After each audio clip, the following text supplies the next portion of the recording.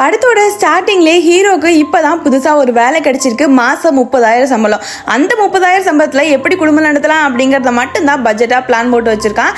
இவன் குழந்தைகள்லாம் இவனுக்கு வந்தா எல்லாத்தையுமே பெஸ்ட்டாக தான் கொடுக்கணும், இல்லைன்னா குழந்தைகளே பெற்றுக்க கூடாது அப்படிங்கிற மாதிரி ஒரு ஐடியாவில் தான் இருக்கான். என்னதான் ஹீரோவை எல்லாரும் திட்டினாலும் ஹீரோ இந்த ஐடியாலேருந்து மாறுற மாதிரி இல்லை. இப்போ ஹீரோக்கு பண்ணுற வேலையும் சுத்தமாக பிடிக்காம இதுலேருந்து எப்படா வெளியே வருவோம் அப்படி சொல்லி ரொம்ப மாசமாக பிளானை போட்டு கடைசியில் அந்த வேலையிலேருந்து எப்படியோ ரிசைன் பண்ணி வெளியே வந்துடுறான். வீட்டுக்கு வந்தா அவங்க அப்பா, ஏண்டா சும்மா விளையாடிட்டு இருக்கியா, 3 வருஷம் ஆகுது கல்யாணமாயி, குழந்தை பெத்துக்கிற ஐடியா இருக்கா இல்லையா அப்படி சொல்லி திட்டுறப்பதான் ஹீரோ அப்போ ஒரு நிமிஷம் என் கூட வாயேன் அப்படி சொல்லி கூட்டிட்டு போறான். அந்த ஊர்லயே இருக்க ஒரு மிகப்பெரிய ஹாஸ்பிட்டல், பெஸ்டான ஹாஸ்பிட்டலுக்கு கூட்டிட்டு போறான்.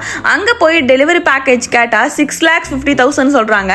அதுக்கப்புறம் அங்கேயே ப்ரீ ஸ்கூலுக்கும் போறான். அங்க போய் கேட்டா டொனேஷனே 3 lakhs கொடுக்கணும் அப்படிங்கிற மாதிரி சொல்றாங்க. இதெல்லாம் கேட்ட ஹீரோவோட அப்பா, இப்பதான் புரியுது நீ ஏன் குழந்தை வேணான்னு சொன்ன அப்படிங்கிற மாதிரி இப்பவே பேக் அடிச்சிடறாரு. இது மட்டும் இல்ல, இன்னும் நிறைய இருக்கு அப்படிங்கிற மாதிரி ஹீரோ எல்லாத்தையும் எக்ஸ்பிளைன் பண்ணிருப்பான். எல்லாம் முடிச்சு வீட்டுக்கு வந்தா கடைசியில அவனோட ஒய்ஃப் நான் பிரெக்னண்டா இருக்கேன் அப்படிங்கிற மாதிரி சொல்லிடுறாங்க.